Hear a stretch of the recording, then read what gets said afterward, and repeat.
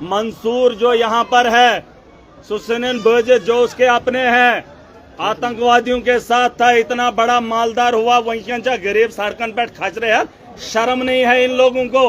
अगर एडमिनिस्ट्रेशन, मैंने फिलहाल इनको बता दिया है, इन माफियाओं के खिलाफ अगर कार्रवाई नहीं हुई, बुचुस 5 वेरियन किस 5 साल के लिए यकीन दिला के जा रहा हूं, अगर कार्रवाई नहीं करेंगे उसके बाद हम बताएंगे कैसे करते हैं। यित पे अटना फिर डोडा देखेगा, पूरा जम्मू कश्मीर देखेगा, मजलूम के साथ छेड़ेंगे तो किसी को नहीं छोड़ेंगे। ये फैजो यार, यही लोग, अगर वो एडवाइजर नहीं रखता है, यही लोग उसको जेल में पहुंचा देंगे कुछ ही दिनों के बाद या कुछ ही महीनों के बाद।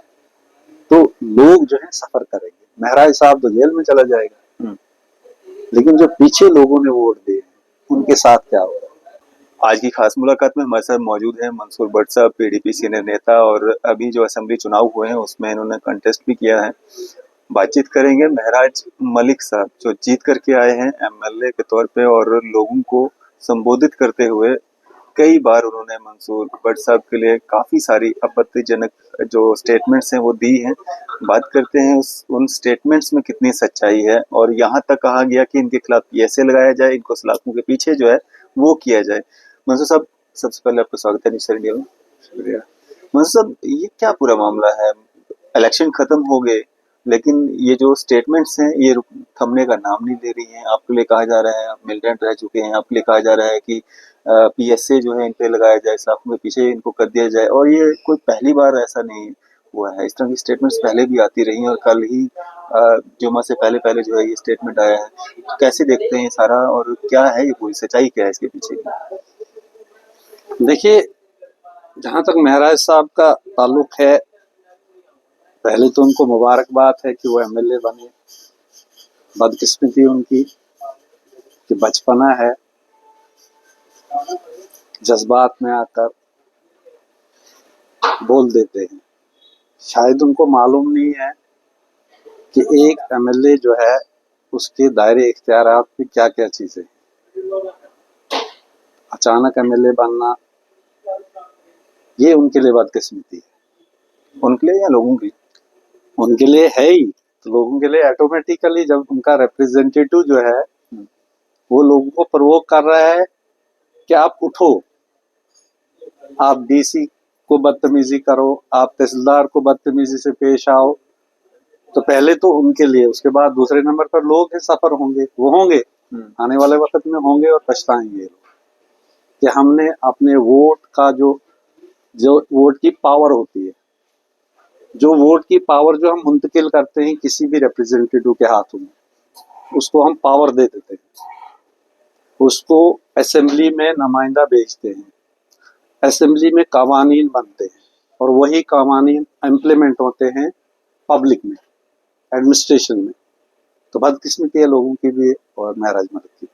मंसूर साहब, अभी जो सत्ता में पार्टी है, नेशनल कॉन्फ्रेंस है, उनके साथ में कुछ आज़ाद उम्मीदवार भी जुड़े हुए हैं। ना ही हमने उमर साहब की जुबान से अभी तक कोई इस तरह का स्टेटमेंट सुना किसी के लिए भी, ना ही सतीश शर्मा की जुबान से सुना, ना ही हमने डिप्टी सीएम जो यहाँ के हैं चौधरी साहब, सुरेंद्र चौधरी जी, उनकी जुबान से इस तरह का कोई स्टेटमेंट सुना। इलेक्शन खत्म हो गया, अपने अपने काम में लगे, जो जिम्मेवारियां मिल गई, लेकिन आपके लिए इतना पर्सनल होके बोलना और ये कहना कि ये मिलिटेंट रह चुके हैं, इनके खिलाफ पीएसए लगाया जाए, ये क्या पूरा मामला है? पीछे की कहानी क्या है इसकी? देखिए, कहानी जहां तक मुझे लगता है, ये शख्स जो है फेसबुक एमएलए बनना चाहता है, व्हाट्सएप एमएलए बनना चाहता है, वही ना, मतलब बनना चाहता है। बन तो नहीं गया अभी, समझो आपकी नजरों में बन गया है, लेकिन अगर देखा जाए मैच्योर और इमेच्योर, ये मैच्योर आदमी है, इसको अभी ये शक है कि शायद मैं अभी एमएलए नहीं हूँ, इसको अपनी जगह ये शक है। तो ये एडवर्टाइजमेंट के लिए ऐसी स्टेटमेंटें देता है, और ये स्टेटमेंट इसको बहुत भारी पड़ेगी, क्योंकि मुझे इसने मिलिटेंट करार दिया, डिक्लेयर कर दिया, वो भी नेशनल हाईवे को बंद करके, चक्का जाम करके। एक तो इसने इलीगल काम वो किया है, एसडीएम डीसी वो क्या कर रहे हैं मुझे नहीं मालूम, लेकिन मैं छुट्टियां मनाने के लिए अपने बच्चों के साथ घूम रहा हूँ, क्योंकि हमारी मीटिंग जस्ट पिछली बार हुई थी, तो हमारी जो प्रेसिडेंट है महबूबा जी, उन्होंने कहा आप छुट्टियां मनाइए, 15-20 दिन की छुट्टियां मनाइए अपने बच्चों के साथ, अपनी फैमिली के साथ। तो रात को जब मैंने देखा कि ये बोल रहा है कि मंसूर अहमद भट्ट मिलिटेंट है, इसके पास गन है, इसने गन नहीं दी है। तो जहां तक मुझे याद है कि इसकी गन कौन सी वाली नहीं दी है जब वो मिलिटेंसी दौर में आपने लाई जब- थी? मतलब जब ये आरोप लगाया ये उसने? आरोप लगाया कि मैं पाकिस्तान गया हूँ, शायद उस टाइम में बॉर्डर पे ड्यूटी दे रहा होगा या इसके वालिद साहब ड्यूटी दे रहे होंगे, उसने बताया होगा इसको। जहां तक मुझे मालूम है इसकी डेट ऑफ बर्थ 87 है, 1987। तो जब मिलिटेंसी शुरू हुई तो दूध पी रहा था, शायद 2 साल 2.5 साल का था। और जब 90 में पीक से मिलिटेंसी शुरू हुई और 94 में मुझे विक्टिम बनाया गया। आप विक्टिम बने, मिलिटेंसी के शिकार हाँ, हुए? विक्टिम बने हैं, मेरी फैमिली विक्टिम है। My father was killed by unidentified militant in 1994। On that time I was in jail facing 307 in Tata court। वो क्या वजह थी? मतलब 307 क्यों लगा आपके दिया था खिलाफ? पुलिस ने। एक जब ये आ जाता है, बाढ़ आती है, तो बाढ़ में तिनके दरख्त सब निकल आते हैं। तो उस टाइम पुलिस किसी को भी उठा सकती है, एलिगेशन लगाकर उसको अंदर कर देती थी। वो किसी और के मामले में या फादर साहब के? नहीं, एक्चुअली मुझे पहले अरेस्ट किया गया। मैं जम्मू में था, मैं दिल्ली जा रहा था, तो यहाँ गुजरनगर में अरेस्ट किया गया मुझे और मुझे मिलिटेंट शो किया गया पुलिस की तरफ से, सिटी थाने डोडा ने। और बाद में सिटी थाने ने सारे केस वापस ले लिए। अच्छा। उसके बाद मुझे डोडा भेजा गया, बस उसी में पुलिस ने इधर उधर करके फिर जेल, 6 साल में जेल में रहा। अच्छा। और आफ्टर 6 ईयर टाटा कोर्ट जो है मुझे जो है बाइज्जत बरी कर देती है। तो सारे केस खत्म हो जाते हैं आप? हाँ, और मुझे टाटा कोर्ट कहती है कि ये मिलिटेंट था ही नहीं, इसके खिलाफ कोई सबूत ही नहीं है। तो उसके बाद जो है जब मैं 2000 में बाहर आया तो ऑल इलिगेशन जो लगाई गई थी पुलिस की तरफ से, तो वो टाटा कोर्ट में मुझे वहां से बाइज्जत बरी करके मुझे एक सर्टिफिकेट इशू किया गया। और सर्टिफिकेट इशू करने के मैं अपनी जिंदगी गुजारता रहा। बेशक मेरी तालीम पे असर पड़ा, क्योंकि जब कोई आदमी जेल जाता है उसको कोर्ट में अपने आप को साबित करने के लिए तो टाइम लगता है। बिल्कुल। तो मेरे 6 साल जो है जम्मू और कश्मीर के इस कत्लो गारत में, जहाँ पे लाखों लोगों की कत्ल किया गया, जिसको पाकिस्तान ने यहाँ पे अखाड़ा बनाया, कत्लगाह बनाया गया, उनकी हुकूमत चलती है जम्मू कश्मीर में। तो हम लोग विक्टिम हैं, हम कश्मीर के लोग जो है विक्टिम हैं।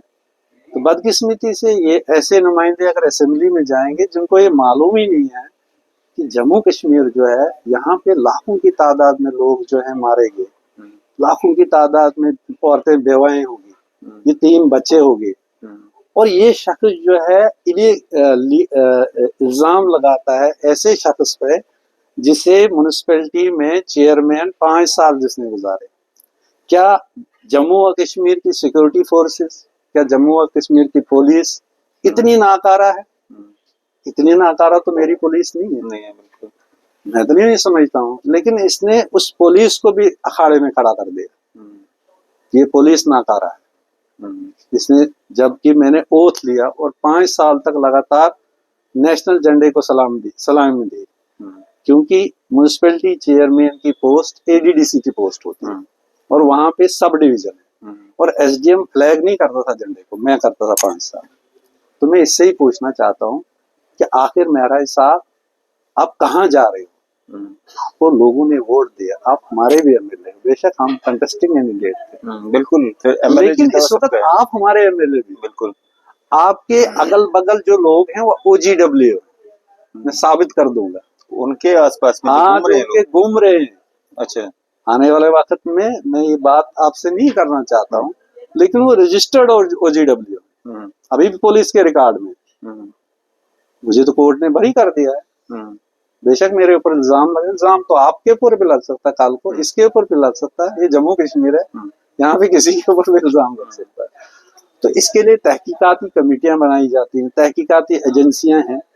तो जब तमाम एजेंसियों ने मुझे क्लियरेंस दे दी और 25 साल हो गए इस केस को, 25 और 6 31 साल, मेरी उम्र 51 है।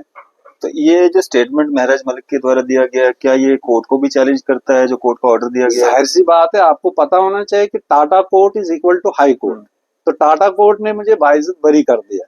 तो पहले तो महराज साहब को सुप्रीम कोर्ट जाना है इस केस को चैलेंज करने के लिए कि मंसूर अहमद भाट उग्रवादी था, पाकिस्तान गया था, अफगानिस्तान गया था। इस केस के लिए उसको पहले सुप्रीम कोर्ट जाना है, नहीं तो उसके खिलाफ क्रिमिनल केस दायर हो जाता है, क्योंकि वो जज जो था, उस जज को जिसने डिप्यूट किया था वहां पे गवर्नमेंट ऑफ इंडिया ने किया था, और स्पेशल कोर्ट है वो, बिल्कुल टेररिस्ट के लिए स्पेशल कोर्ट है। If I am a terrorist then where is the police, where is the agency, how can I continuously as a professional contractor from 25 years? It is not possible. ये चीजें तब होती हैं जब एक मैच्योर सियासतदान जो सियासत में आता है। बदकिस्मती है मेरे इस 52 की वजह से, इस शख्स ने रॉन्ग स्टेटमेंट पहले भी दे दिया कि जिन लोगों ने मुझे वोट दिया वो सारे मुस्लिम हैं, वो सारे ईमानदार हैं, और बाकी जो लोग हैं वो सारे बेईमान हैं। तो 52,000 लोगों ने इसके खिलाफ वोट दिया। जिन्होंने बाकी कैंडिडेट्स को वोट किया वो सब बेईमान है, वो सारे बेईमान है, और वो मुसलमान भी नहीं। रिकॉर्ड है, फेसबुक पे है। तो इस शख्स ने काफी ऐसी बातें की हैं अभी तक, लेकिन बदकिस्मती से ये जो एडमिनिस्ट्रेशन है, गवर्नमेंट ऑफ जम्मू और कश्मीर है, तो अभी तक कहीं केस इसके खिलाफ दर्ज हो चुके हैं। वो सारे केस जो है बाहर निकलेंगे इंशाल्लाह। एसएसपी डोडा जो अभी तक इन्होंने चालान पेश नहीं किए, रिसेंटली इसने एक तहसीलदार को कहा कि तेरे चीथड़े उतार दूंगा, वो ड्यूरिंग इलेक्शन काफी वायरल होता है, बिल्कुल। लेकिन देखिए बदकिस्मती, एक एडमिनिस्ट्रेटर को एक कंटेस्टिंग कैंडिडेट सरेआम कहता है कि चीथड़े उतार दूंगा। चीथड़े किस चीज से उतरते हैं? क्या ये छुरी से उतरेंगे? नहीं, ये छुरी से नहीं उतरे सकते चीथड़े। अगर कोई आपको बोलेगा मैं आपके चीथड़े उतारता हूँ, तो ये चीथड़े तब उतरेंगे जब आप कोई ब्लास्ट करोगे। तो ये आरडीएक्स कहाँ से लाएगा? इसकी कनेक्शन है कहीं? मुझे लगता है अगर ऐसी बातें कर रहा है तो ये क्या बक रहा है। इसके लिए यही मैसेज है कि महराज साहब, आपको लोगों ने वोट दिया है, इसकी रेस्पेक्ट करो और लोगों की नुमाइंदगी करो। बाकी आप पहले इस बात का जवाब दीजिए कि दौरान इलेक्शन आपके ऊपर एलिगेशन लगा कि आपको फॉर्चूनर मिली 50 लाख की फॉर्चूनर आती है। तो वो तो जिन्होंने गिफ्ट किया था उनका भी एक वीडियो आया था सामने, जो भी कह रहे हैं कि मैं तो उसी ठेकेदार के खिलाफ कल मीडिया वालों ने जब उसको 16 से 20 करोड़ रुपया अभी तक पेमेंट जेजेएम की तरफ से हुई है, पीएचई डिपार्टमेंट की तरफ से। तो जब मीडिया वाले वहां गए तो उन्होंने देखा जो पाइप उसने 2 फुट नीचे डालनी थी वो 2 इंच डाली। नहीं, वो क्या महराज मलिक वाली कॉन्स्टिट्यूंसी वाला एरिया? हाँ, अब तो महराज मलिक की सारी है, अब तो सारी है। तो अगर उस शख्स ने उसको गिफ्ट किया है 50 लाख की गाड़ी, तो गवर्नमेंट को पूछना चाहिए कि महराज मलिक जो है, ये जो ठेकेदार है जिसने की एक स्कीम को ही खड़प कर दिया है, 4 करोड़ पेमेंट निकाली है, निकालेगा। इसके अलावा उसके हाथ में 6 स्कीमें और थी। उनको भी देखना चाहिए कि ये जो शख्स है महराज मलिक, जो ईमानदारी के दावे कर रहा है, तो इसको अगर 50 लाख की फॉर्चूनर है, पहले तो उसको वापस करनी चाहिए। वो जो ही मीडिया पे आया कि इस शख्स ने जो है गवर्नमेंट के इस काम को अंजाम देते हुए चीटिंग की है। इसने अगर 4 करोड़ का काम था, इसने 50 लाख में खत्म कर दिया, क्योंकि इसने 2 फुट नीचे गहरी पाइप डालनी थी, तो वो गहरी पाइप नहीं डाली। वो तो जो ही बर्फबारी हो जाएगी वो बिखर जाएगी। वो प्रूफ नहीं हुआ होगा ना? प्रूफ है ना, मीडिया स्टेशन ने प्रूफ किया नहीं, जहां मीडिया की उन्होंने दिखाया, देखो भी ये पाइपलाइन बैठ रही है, तो ये 2 फुट जो स्कीम है वो 2 फुट नीचे। जब बीइंग कॉन्ट्रैक्टर मुझे पता है कि जब हम टेंडर देते हैं उसमें मेंशन है 2 फुट आपने पाइप नीचे लेनी।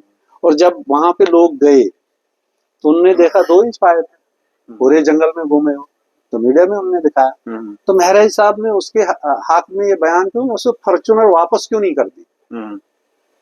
तो वो तो एक बहुत बड़ा माफिया है ना। फिर फॉर्चूनर तो आजकल दिखती नहीं, उनके पास थार गाड़ी होती है। अब थार है, पता नहीं किस ठेकेदार ने दी होगी। और जो ये रेत वाले हैं, जैसे बिलाल साहब, अशरफ साहब, ये क्या बोलते हैं, सलीम साहब, जितने भी ये काल ठाटरी में दिख रहे थे आपको, क्या मजदूर हैं। आप ग्राउंड पे चलिए, उनके पास कोई खच्चर नहीं है। अच्छा, वो ट्रांसपोर्टर है, बहुत बड़े बड़े ट्रांसपोर्टर है। तो उन लोगों ने इसको गलत इंफॉर्मेशन दी।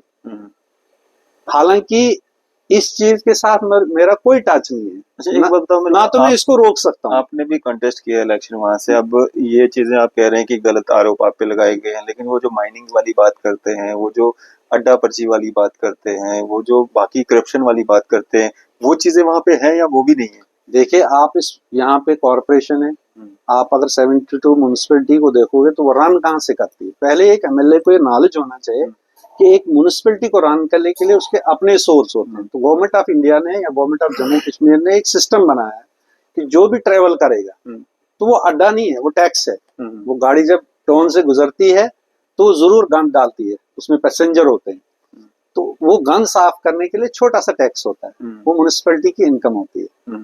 तो इस शख्स को पहले पता ही नहीं है म्यूनिसिपैलिटी है क्या, ये सर्व कैसे करती है। पहले तो इसको नॉलेज गेन करना चाहिए, उसके बाद बात करनी चाहिए। मैं तो यही कहूंगा ना, ये तो इलिटरेसी है ना। तो माइनिंग वाला जो बता रहे हैं, ठेकेदारों ने कुछ ठेकेदारों ने काफी जहां तक माइनिंग का ताल्लुक है, ये हकीकत है, हम महराज के साथ हैं। क्यों? क्योंकि वो बोरा ईमानदार है। हम नहीं बोलते हैं कि बेईमान लोगों को आप आगे जाने दो, बेईमान लोग इस मुल्क को लूट खसूट करें। तो पहले महाराज साहब को ये पता होना चाहिए जो माइनिंग है वसाइल है गवर्नमेंट ऑफ इंडिया का और जम्मू कश्मीर का रेवेन्यू है। अब ये रेवेन्यू जनरेट कर रहा है गवर्नमेंट ऑफ इंडिया, इस पे पाबंदियां लग रही है, ई चालान मिलता है। तो जब तक ये जो माइनिंग के माफिया लोग, जैसे जिन लोगों ने कल खच्चर लाए, वो तो खच्चर वाले थे ही नहीं। आप तो 4-5 लोगों के नाम ले रहे हैं, वहां पे तो हजारों लोग थे। नहीं, ये जो लीड कर रहे थे, तो आप बिलाल अहमद को देखिए, उसके पास 2 डंपर, 2 डिप टिपर, 2 के पास कागजी नहीं है। ट्रैफिक वाले कहाँ हैं? बगैर कागजों के चल रहे हैं, 1995 के टिपर हैं। अच्छा, बगैर कागजों के। तो वो रात को रेत जो है चोरी करते हैं। वो कोई खच्चर वाला बिलाल नहीं, ना उसके पास कोई खच्चर है। इसी तरह मोहम्मद अशरफ टीए बटालियन से रिटायर होकर आया है, 4 डंपर है उसके पास, कोई खच्चर वाला नहीं। इसी तरह से तोयब, कोई खच्चर वाला नहीं। इसी तरह से पिंका, वो कोई खच्चर वाला नहीं। तो ये जितने भी लोग 10 और 15 का टोला था, जिन्होंने खच्चर वाले जो छोटे लोग हैं उनको डरा धमका कर उनकी खच्चरें वहां डाली। क्योंकि माइनिंग जो है सुप्रीम कोर्ट ने बैन कर दी, इलीगल माइनिंग नहीं होगी, क्योंकि वो गवर्नमेंट ऑफ इंडिया का रेवेन्यू लॉस हो रहा है, ये वसाइल है। तो ये चंद घरों में जा रहा है, इसके लिए एक स्ट्रिक्ट रूल बनाया गया, जम्मू कश्मीर ने भी बनाया।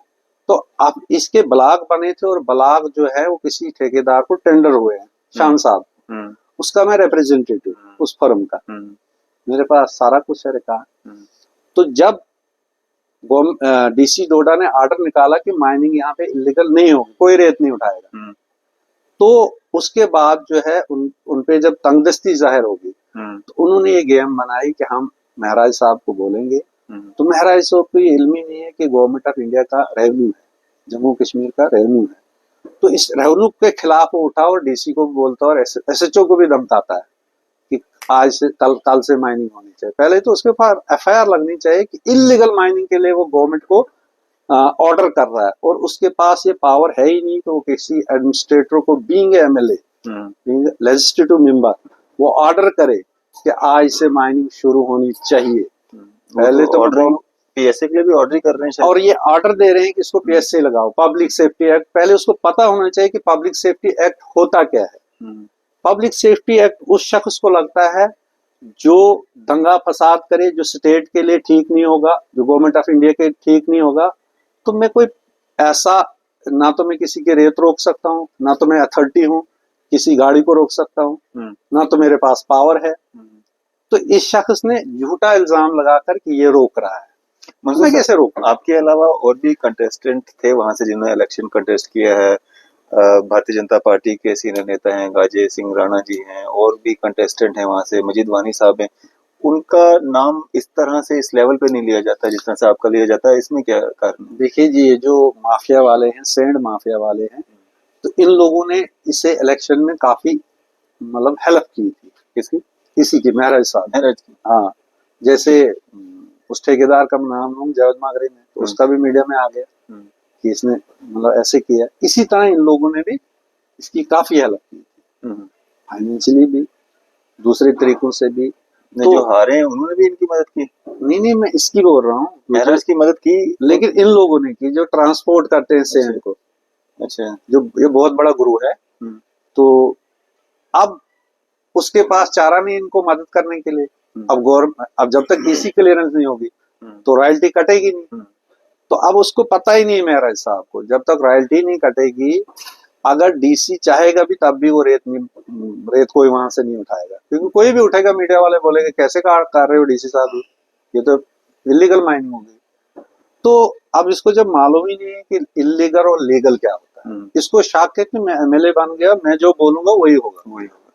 मंसूर साहब, इतना बड़ा एलिगेशन आप पे लगा है, अब अगला कदम आपका क्या रहेगा? क्या आप करने वाले हैं आगे? देखिए, अभी इसे करने दो। अभी एक डेफर्मेशन केस पहले इसके खिलाफ जेम्स रोडी ने लगा दिया, वारंट निकले हैं इसके खिलाफ बिला जमानत। अच्छा। हाई कोर्ट से आज ही मैं देख कर आया, मैं कोर्ट में था, मैंने भी वकील कर दिया है। तो इसको कश्मीर में भी डेफर्मेशन केस पार्टी के थ्रू भी होगा, मेरे थ्रू भी होगा। इसके अलावा इसने कहा है, जब इसने जीता, इसने कहा कि मुझे उन लोगों की लिस्ट चाहिए, तो मैं जल्दी इसको उन लोगों की लिस्ट भी प्रोवाइड करूंगा, क्योंकि ये ईमानदारी से काम कर रहा है। किन लोगों की? जो बेईमान है, अच्छा, जिनमें घोटाले किए हैं, वो लिस्ट किसने प्रोवाइड करनी है? मैं करूंगा ना। अच्छा आदमी है ना। अच्छा। देखो, जिस चीज के लिए उठा है हम इसकी रिस्पेक्ट करते हैं ना, एमएलए हमारा, हम इसकी रिस्पेक्ट नहीं, लेकिन इसको चाहे एडवाइजर रखना अपने साथ, इसको एडवाइजर रखना चाहिए। जो लोग इसके कानाफूसी कर रहे हैं कि ये करो वो करो, वो लोग इलिटरेट है या लिटरेट है, दो में से एक चीज है। लिस्ट आप विद एविडेंस देंगे? हाँ, विद एविडेंस मैं अभी आपको दूंगा। अभी मैं नरेगा के एक जिक्र कर रहा हूँ, मैं आज नहीं देना चाहता था, लेकिन नरेगा में लगभग 200 करोड़ का घोटाला हमारे कंस्टिट्यूंसी में होगा। 200 से 300 करोड़ का पर ईयर घोटाला। आप मुझे बताइए, नरेगा स्कीम जो बनी है ये उन लोगों के लिए है जो बेरोजगार है। एक शख्स जिसकी होलसेल दुकान है, उसको मैसन आरडीडी डिपार्टमेंट ने पेश दिखाया है और उसके अकाउंट में 4 लाख पड़ता है। 4 लाख मैसन शो किया है, वो एक क्लास कॉन्ट्रैक्टर है, वो हाजी है, हज करके है, वो होलसेल दुकानदार है। दूसरा शख्स है, वो जामा मस्जिद का इमाम है, दुकान है उसको, और उसको भी 1.5 लाख रुपए पड़ा है। इसी तरह तीसरा शख्स है, होलसेल दुकान है टाइलों की, आए हुए मकान पड़ा है, वेंडर है, और उसके अलावा उसको दिहाड़ी के हिसाब से तकरीबन 1.5 लाख पड़ा है। तो ये केसेस जो हैं, मैं अपनी मार्केट की अगर बात करता हूं, तो जो बड़े दुकानदार हैं, अभी मैं आपको 25 लोगों की लिस्ट प्रोवाइड कर सकता हूं जिनको government of Jammu Kashmir RDD department की से जॉब कार्ड इशू किए गए। अच्छा। तो जॉब कार्ड का अगर घोटाला देखा जाए पूरे इस ब्लॉक में, तो ये इसके रिलेशन में भी है। अच्छा, तो वो तो बड़ा सख्ती से मतलब स्टेटमेंट्स दे रहे हैं कि भाई ये इसके रिलेशन में भी है। नरेगा में जो काम करेगा उसी को पैसा मिलना चाहिए। ये नहीं है कि आप हिमाचल में बैठे हो, पंजाब कहीं बैठे हो, तो आपको एमजी नरेगा का यहाँ पे पैसा मिलेगा। हाँ। आपने देखा होगा शायद। तो आपको मैं बता देना चाहता हूँ कि कुछ लोग जो है लद्दाख में हैं और उनको नरेगा की पेमेंट यहाँ हो रही है। नहीं, आगे के लिए वो बोल रहे हैं कि ऐसा नहीं होना चाहिए। नहीं, ये तो बोल रहा है ना, अभी आगे आगे देखिए आप क्या होता है। आपके कहने के मुताबिक मतलब कथनी और करनी में बहुत अंतर है, बहुत जमीन आसमान फर्क है। या तो ये खुद पत्थर मारेगा अपने सार पे, या लोगों को मारेगा आने वाले वक्त में। लेकिन वो तो लोगों को भी मतलब जिस तरह का हजूम उनके साथ जुड़ता है, या जिस तरह से वो लोगों को स्टेटमेंट्स के द्वारा मतलब प्रोवोक करते हैं कि आप छुरी उठा लीजिए, आप ऐसा कर लीजिए, आप बिल्कुल मतलब आपका साथ मेरे को बहुत जरूरी है। एमएलए बन गए हैं, कलम उनके हाथ में, फिर लोगों का साथ मतलब किस तरह का साथ की डिमांड करते हैं। लोगों ने वोट करना था, वोट करके जिता दिया, तो वो क्या मतलब प्रोवोकेशन दिखाना चाहते हैं? ये जो है, ये जो महराज साहब से मैं यही रिक्वेस्ट करता हूँ लास्ट में, being a politician, cool politician, I am not a hot politician, cool politician, कि वो एक एडवाइजर रखे। अभी भी बहुत कुछ है, अभी नहीं बिगड़ा उसके लिए कुछ, लेकिन आने वाले वक्त में यही लोग, अगर वो एडवाइजर नहीं रखता है, यही लोग उसको जेल में पहुंचा देंगे कुछ ही दिनों के बाद या कुछ ही महीनों के बाद। तो लोग जो है सफर करेंगे। महराज साहब तो जेल में चला जाएगा, लेकिन जो पीछे लोगों ने वोट दिए उनके साथ क्या होगा?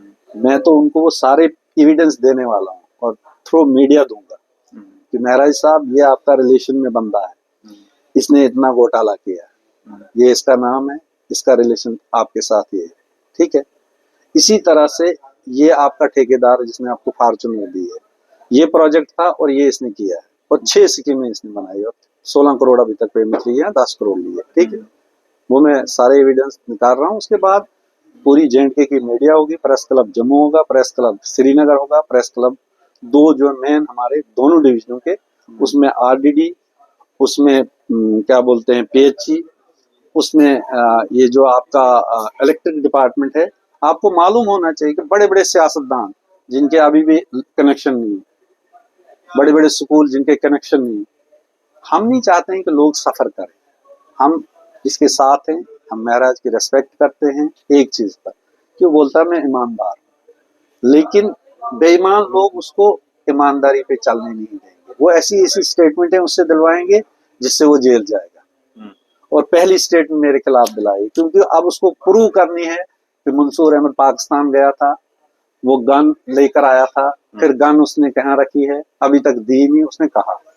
आपसे जब मेरी पहले बात हो रही थी, आप कह रहे थे कि नॉमिनेशन फाइल करते समय भी उन्होंने फॉल्स इन्फॉर्मेशन जो है वो वहां पे दी है, मतलब वो क्या है, एफिडेविट वगैरह जो दिए हैं क्या है? देखिए, जहां तक अभी मेरे पास एविडेंस नहीं है, लोग कह रहे हैं, पुलिस के कुछ लोग भी कह रहे हैं कि इसके खिलाफ पर्चे 6 से 7 हैं। अच्छा, लेकिन इसने 3 ही पर्चे शो किए एफिडेविट में। अगर ऐसा हुआ तो इनकी मेंबरशिप जा सकती है, पहली बात। फिर तो मेंबरशिप भी आप चैलेंज करेंगे? हाँ, जाहिर सी बात। अगर वो पर्सनल अटैक पे आ गया, या तो उसको माफी मांगनी चाहिए विदिन 2 डेज, मुझसे गलती होगी। अगर अच्छा पॉलिटिशियन होगा, अच्छा कूल माइंडेड होगा, पढ़ा लिखा होगा, जो बात मैंने उसको की है कि आप एडवाइजर रखिए, आप उन लोगों की तरफ मत जाइए जो लोग आपको उकसा रहे हैं किसी के खिलाफ, क्योंकि जो मेरी मुकद्दर में है मुझे वही मिलेगा, जो आपके मुकद्दर में है आप ही मिलेगा। आप भी ला इलाहा इल्लल्लाह पढ़ते हो, मैं भी ला इलाहा इल्लल्लाह पढ़ता हूं। और आप कुंतुम खैर उम्मतिन उखरिजत लिन्नास तामुरून बिल मारूफ व तनहौना अनिल मुनकर, तुम बेहतरीन उम्मत है, तुम लोगों को नेकी की दावत दो और बुराई से रोको। तुमने ये जो कदम उठाया महाराज साहब, मैं रेस्पेक्ट करता हूँ इस कदम की, लेकिन बदकिस्मती है तुम्हारे जो एडवाइजर हैं वो लिटरेट है या इलिटरेट है, वो आपको गलत दिशा में ले रहे हैं। हम अपने इस MLA को अभी अपने इस जबान से मैं कहना चाहता हूँ कि अभी भी मौका है, वापस आ जाओ, नहीं तो आने वाले वक्त में आप जेल की सलाखों के पीछे होंगे। और ये लोग जो तुम्हें गलत इंफॉर्मेशन दे रहे हैं, अब ये एविडेंस इनसे ले लो ना, जिन्होंने कहा है ऐसा कि मंसूर मिलिटेंट था। अब मांगा है ना मेरे हेड ऑफिस ने कि एविडेंस प्रोड्यूस एविडेंस दें।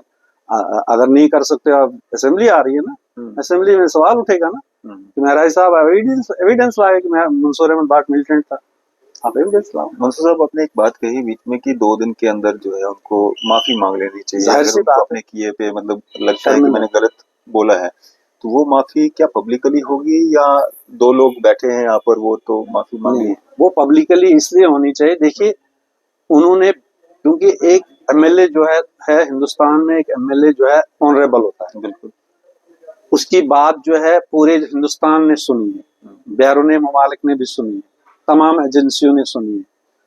तो अब मेरे ऊपर कोई भी हिंदुस्तान का जो क्या बोलते हैं, जो अपने मुल्क के लिए हमदर्दी रखता होगा, प्यार करता हो, वो मेरे ऊपर अटैक कर सकता है।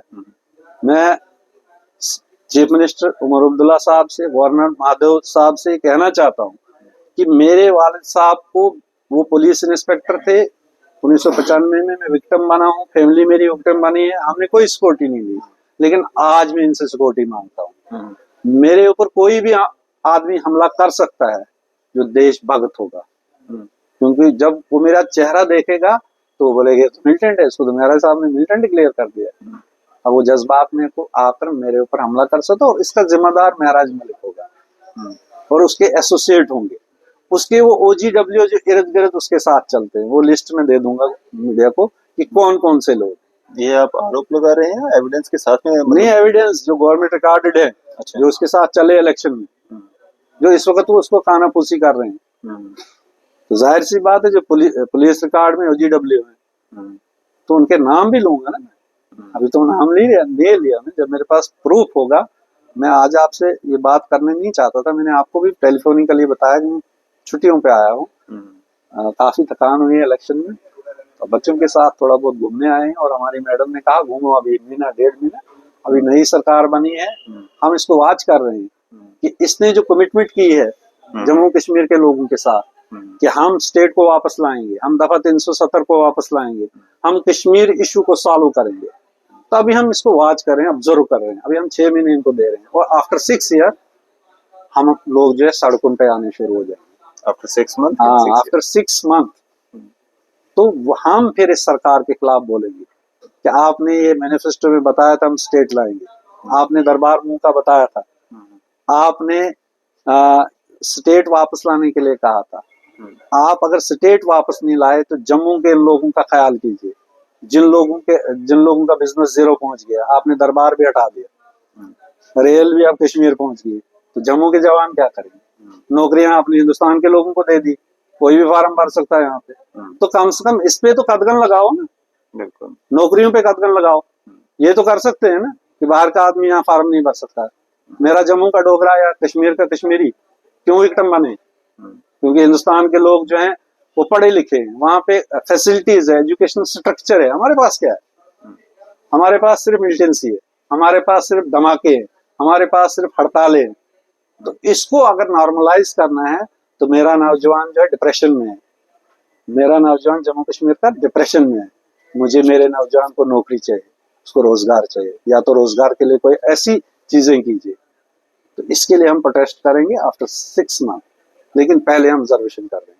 चलें, शुक्रिया हमारे से बातचीत करने के लिए, अपना कीमती समय देने के लिए। तो मंसूर अहमद भट्ट साहब हमारे से बात कर रहे थे, पीडीपी सीनियर नेता हैं, कंटेस्टिंग कैंडिडेट थे असेंबली, अगर हम बात करें डोडा 52 से, और महराज मलिक जो वहाँ से जीते हैं आम आदमी पार्टी के, उनके द्वारा इन पे जो स्टेटमेंट दिया गया है उस पे इन्होंने अपनी बात रखी है। आपकी इस सब पे क्या राय है? ये अपनी राय जो है जरूर साझा कीजिएगा। इसी तरह की मजीद अपडेट्स आप देखते रहें न्यूज़ शहर इंडिया।